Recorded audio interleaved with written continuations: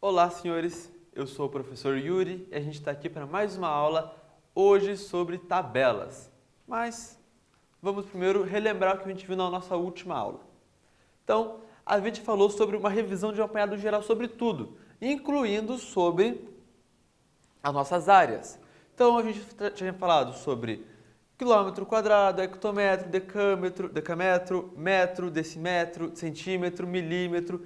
E a gente viu as unidades de transformação de cada um deles. A gente trabalhou, a gente reviu tudo isso que a gente já tinha estudado no passado, a gente já conhecia essa tabela e vocês já deveriam ter ela anotada aí. Quem não anotou, essa é uma oportunidade boa. Bom, a gente vai primeiro, antes de começar a falar sobre tabelas, eu vou mostrar de um jeito diferente para vocês. Eu vou começar com um jogo. A gente vai jogar numa TIFIC. A gente vai ver uma tabela sendo construída. Então, eu vou dar um tempinho para vocês encontrarem o nome do joguinho ali e acessarem ele. E a gente já volta para a gente jogar juntos essa atividade.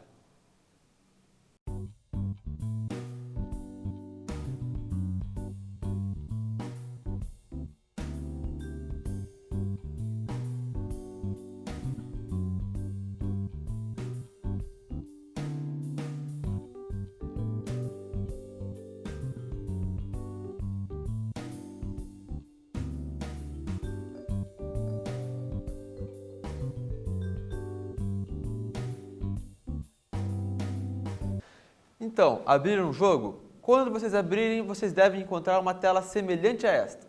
Então, bolinho simples, ingredientes. Para assar 32 bolinhos. Então, reparem uma coisa importante que ele já falou pra gente. Essa receita não vai assar um bolinho, mas sim 32.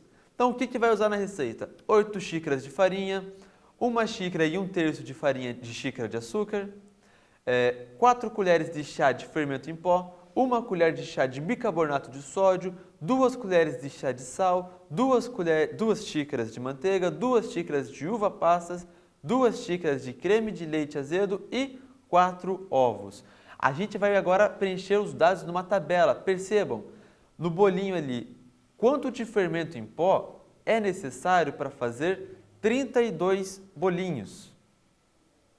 Então, a gente vai ter de calcular. Olhando lá na nossa receita. Para fazer 32 bolinhos, a gente usou fermento em pó. Onde está o fermento em pó aqui? 4 colheres de chá. Ele já está dando as unidades em colheres de chá. Percebam que na tabela os valores estão alinhados, nesse caso aqui verticalmente. O fermento com a quantidade de fermento que a gente vai usar.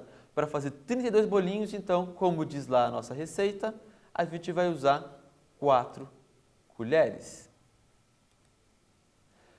Em sal, a gente vai precisar para fazer o de 32 bolinhos, a gente vai olhar lá de novo e ali está, 2 colheres de chá de sal. Então, 2 colheres. De novo, preste atenção, são 32 bolinhos e a receita faz exatamente 32 bolinhos. Mas agora ele está perguntando para a gente, e se fossem 64? Então, para calcular agora com 64, a gente vai ter que dobrar essa receita. Se uma receita dessas fazem 32 bolinhos, 2 receitas vão fazer 64. E perceba onde vai o valor, alinhado, horizontalmente aqui com a gente.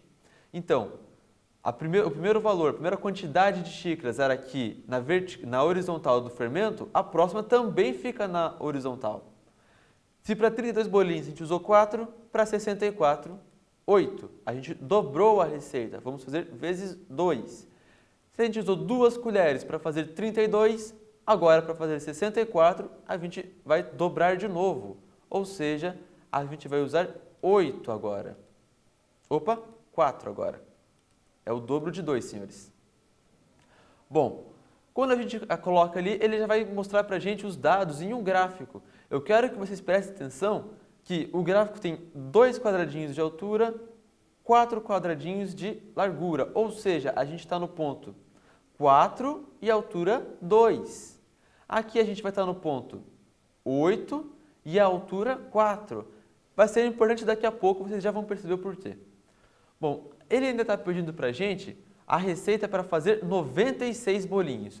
Ou seja, a gente vai ter que somar com 32 bolinhos de novo. Então, 8 mais 4 vai ser o nosso 12. A gente está triplicando a receita agora, senhores. 4 vezes 3, 12. 2 vezes 3, 6. E quando a gente coloca lá, ele coloca mais uma vez a nossa tabelinha. Agora a gente tem aqui um plano com 20 lados de comprimento e 10 de altura. Vamos desenhar isso num quadro para vocês verem como que fica uma construção disso daqui num plano cartesiano? Então, eu já volto aqui, comecem a anotar isso no caderno de vocês e eu vou desenhar com vocês daqui a pouco no quadro.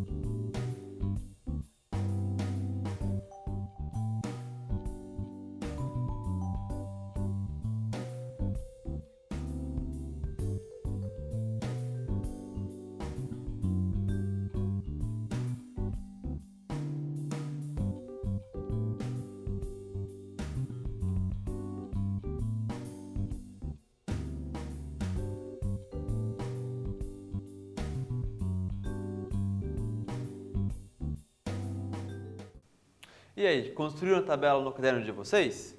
Eu vou mostrar a construção da tabela agora para vocês.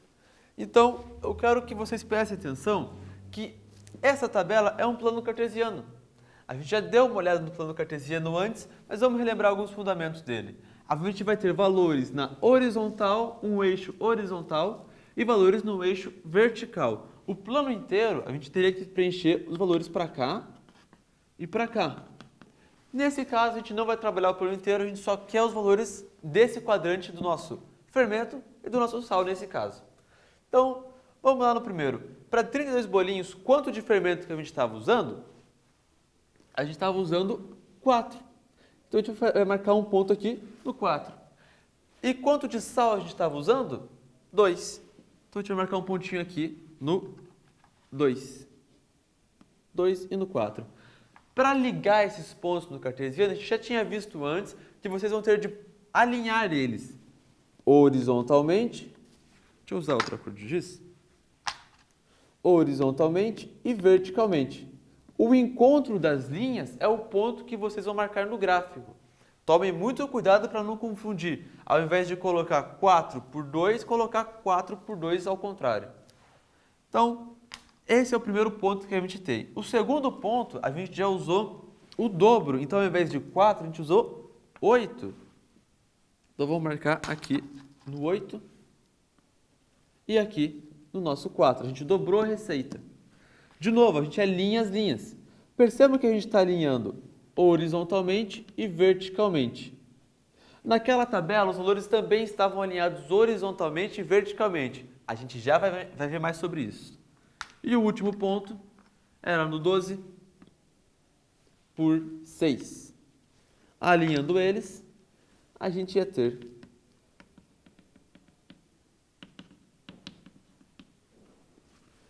o terceiro e último ponto da nossa tabela. Então, quando a gente constrói, aqui a gente faz uma receita, aqui a gente fez 2 receitas e aqui a terceira receita. 32 bolinhos, 64 bolinhos, 96 bolinhos.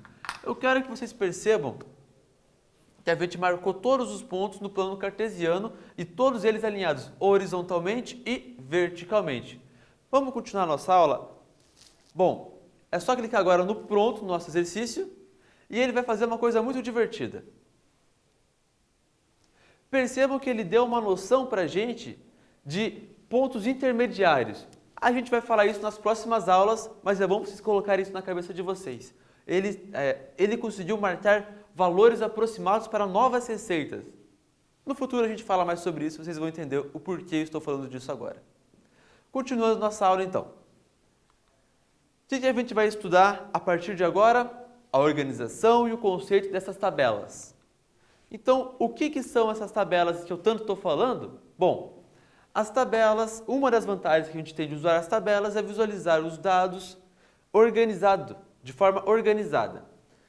Os dados sempre vão estar relacionados horizontalmente e verticalmente. A gente viu isso agora há pouco aqui no plano cartesiano, ele também está ordenado assim. Por exemplo, se a gente tem aqui uma tabela falando sobre o tamanho de cidades. Curitiba tem 432 km². Araucária, 469 km². Percebam que Curitiba está embaixo de Araucária, que vai estar embaixo.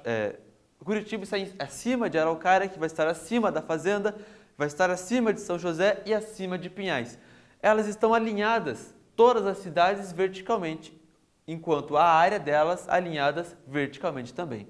Ao mesmo tempo, a área que está aqui vai estar alinhada horizontalmente com a cidade que corresponde àquela área. Nunca ao contrário, os dados aqui não podem estar em falta de sincronia, sem sincronia, com as cidades em questão. Eles têm que estar sempre alinhados. E é esse valor, essa ação que torna as tabelas tão úteis para a gente. Organização.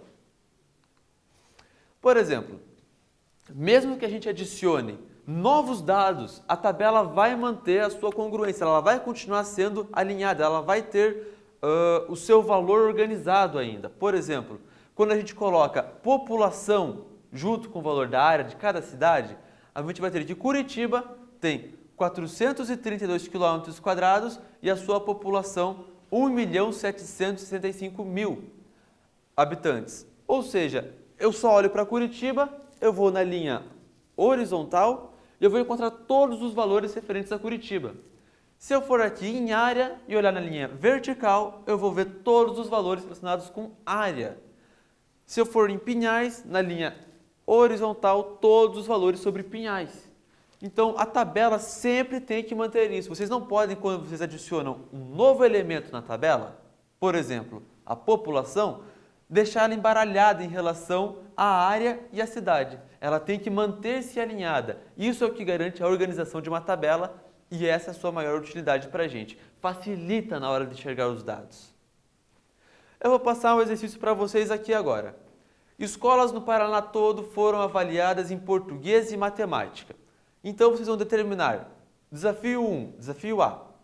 Qual ano foi melhor avaliado em matemática? Vocês vão ter que observar na tabela e tirar dessa tabela os dados que estão nela. Desafio B. Qual ano foi o pior avaliado em português?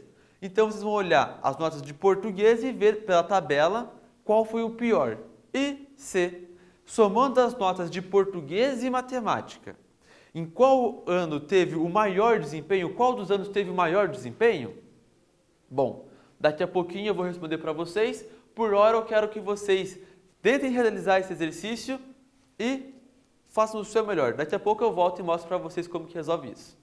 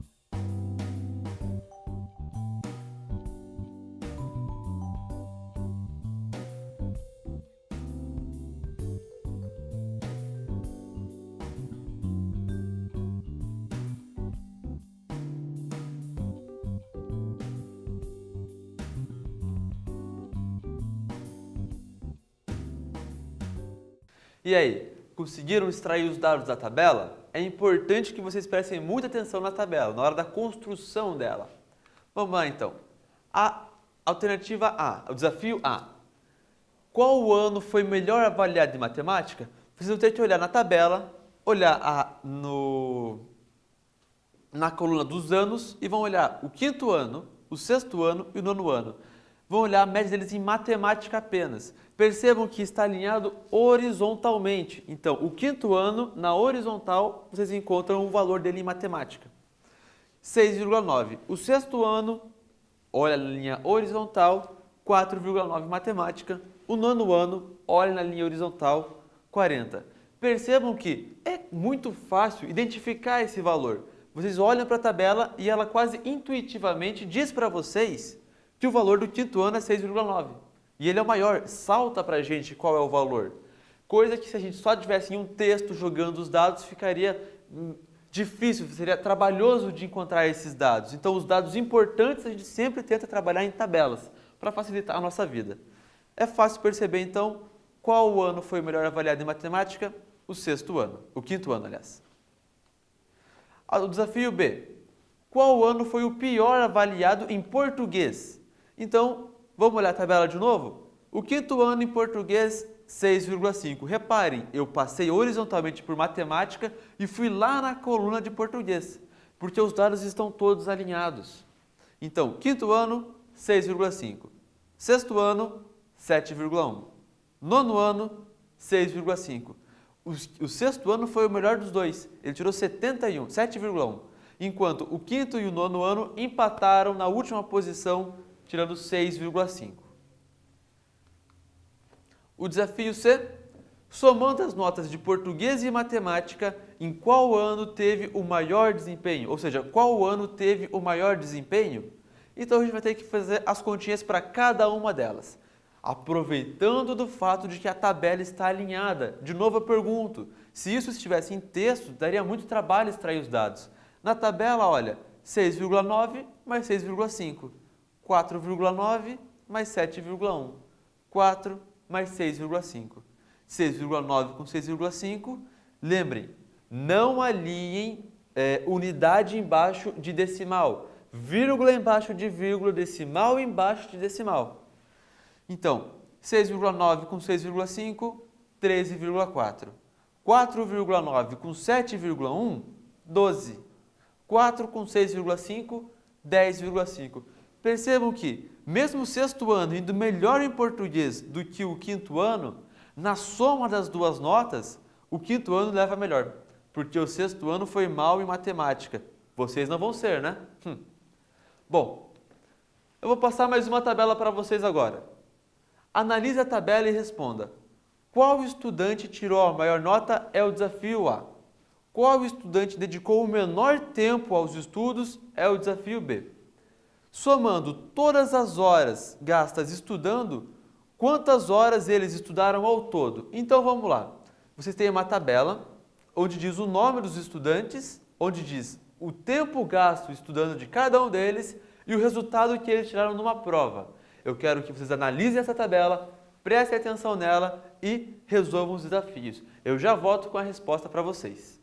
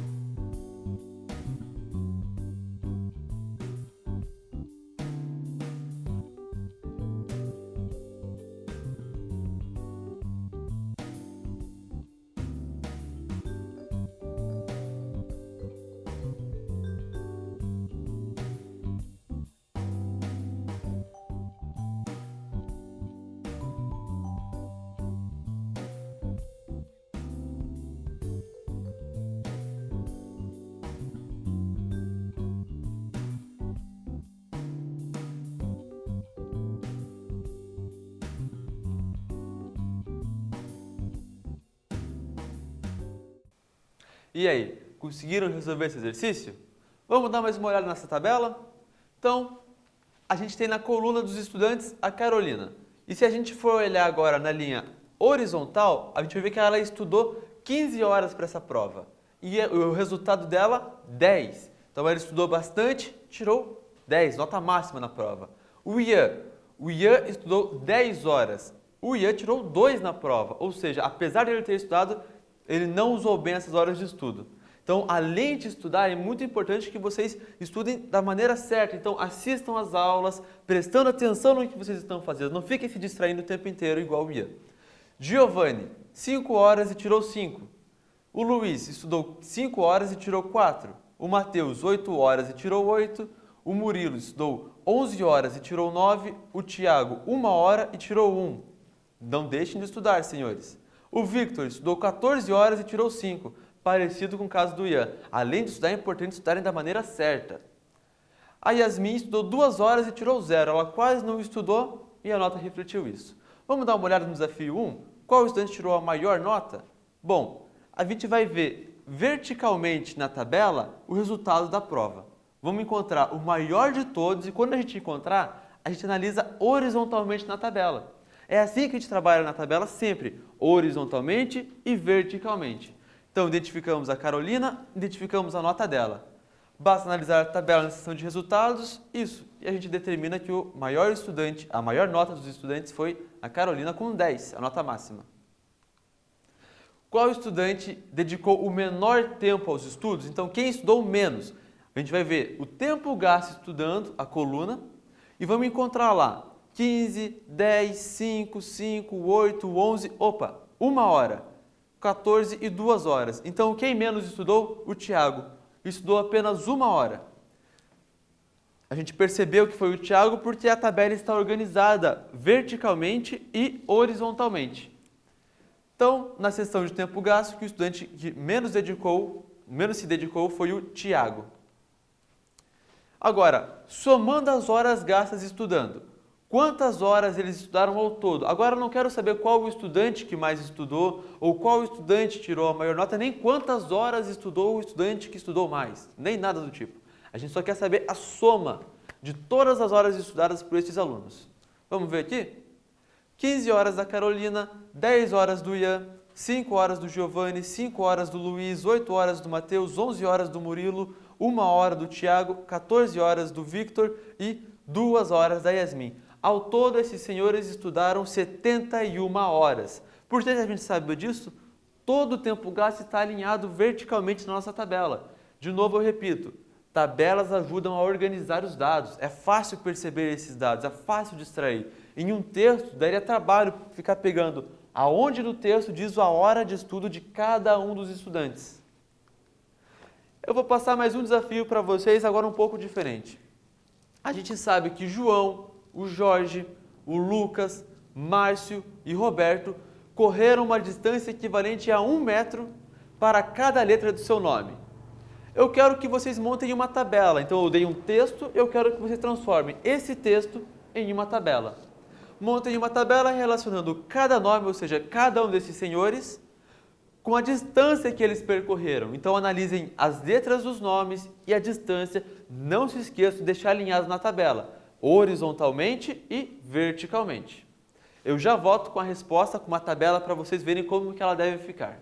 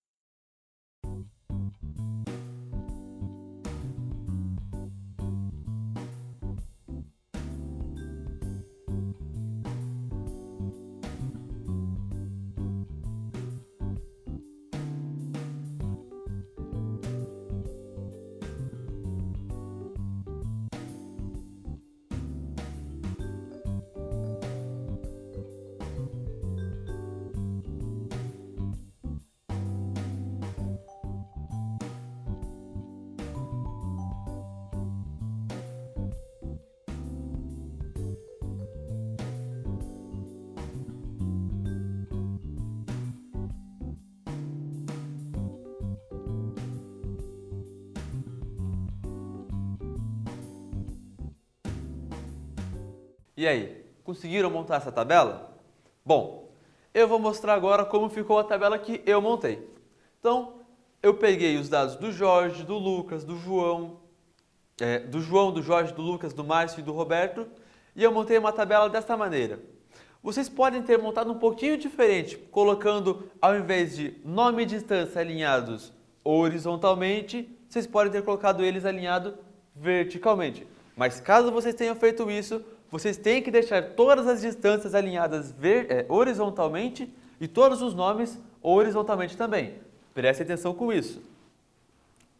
Então, nome João, 4 metros. Jorge, 5 metros. Lucas, 5 metros. Márcio, 6 metros. Roberto, 7 metros. Olha como fica mais fácil da gente identificar a distância de cada um deles na nossa tabela, principalmente quando isso envolve mais dados. Aqui era só uma noção entre cada um deles e cada distância percorrida. Porém, quanto mais dados tem uma tabela, melhor ela é para encontrar os dados. Porque imaginem um texto, vocês viram como fica difícil no último exercício. Eu vou passar mais um exercício para vocês ainda.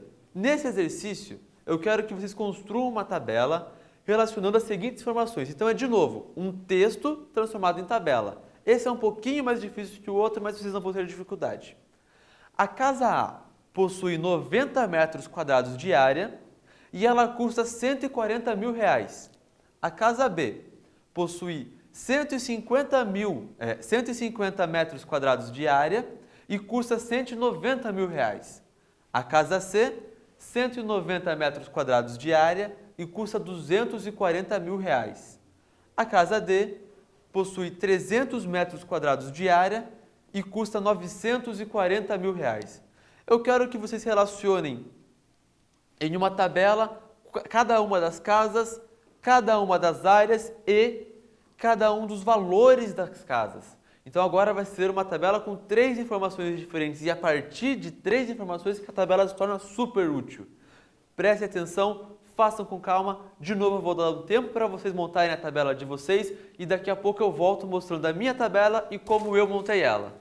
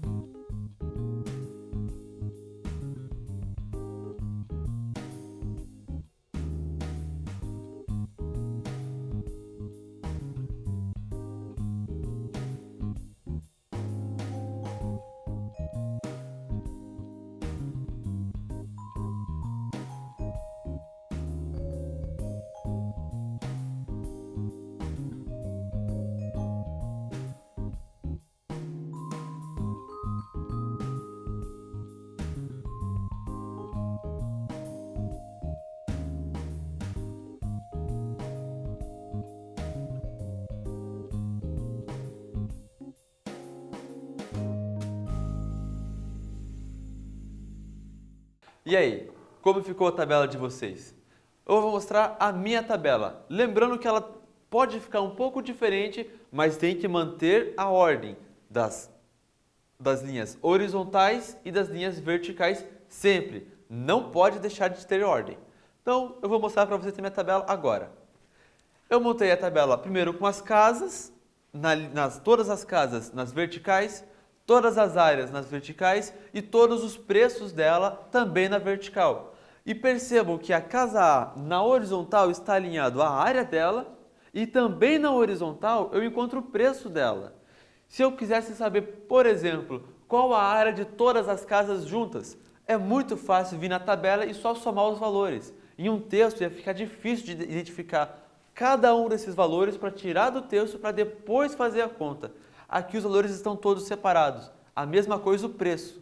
Quanto custaria para comprar todas essas casas? É muito fácil a gente chegar aqui e calcular 140 mil, 190, 240 e 940 mil. Os dados ficam organizados em uma tabela e de fácil leitura. É importante que vocês saibam a construção dela. Lembrando de novo, vocês podiam ter construído nas colunas a primeira coluna com a casa, a área e o preço. E então, nas linhas vocês colocavam o A, B, C e D, o 90, o 150, o 190 e o 300, o 140 mil, o 190 mil, o 240 mil e o 940 mil. Vocês podem fazer ela ou armada com casa, área e preço na horizontal ou na vertical. A minha ficou na horizontal. Se você fez na vertical, também está certo. Agora, se os valores não estiverem alinhados, você errou na tabela, faz ela de novo. Na nossa próxima aula, a gente vai falar um pouco mais sobre um outro tipo de gráfico, uma outra forma de expressar os valores também de forma organizada. Então, a gente vai transformar tabelas em gráficos de barras. Se a tabela já facilitou a nossa vida, o gráfico de barras vai salvar ainda mais, vai ajudar ainda mais. A gente vai ver como se lê esses gráficos, como que interpreta eles, como que a gente encontra os valores desse gráfico em uma reta numérica e vamos de novo dar uma retomada aqui em como achar valores dentro de uma tabela. Então a gente tem a nossa tabela e vamos identificar cada um dos valores da nossa tabela. Bom, o que a gente viu hoje? A gente viu a estrutura da nossa tabela, que os valores estão alinhados tanto verticalmente como horizontalmente. Se tiver mais de uma coluna na tabela, mais de duas, mais de três, essas novas colunas também têm que estar alinhadas, ou horizontalmente ou verticalmente. Nunca podem colocar dados aleatórios, dados embaralhados. Eles têm que sempre corresponder às suas linhas verticais e horizontais. Prestem muita atenção nisso, senão vocês vão errar na hora de fazer a tabela. Bom, antes da gente encerrar a aula, eu quero lembrar uma coisa para vocês. Acessem o Classroom, façam as atividades que estão lá. A presença de vocês depende dessas atividades. Aqueles que não têm acesso ao Classroom, procurem a escola de vocês para pegar as atividades impressas. Se vocês não sabem com quem falar, podem procurar o professor, o pedagogo, o secretário e eles vão saber te informar. Essa foi a aula de hoje, senhores. Até a nossa próxima aula e tchau, tchau.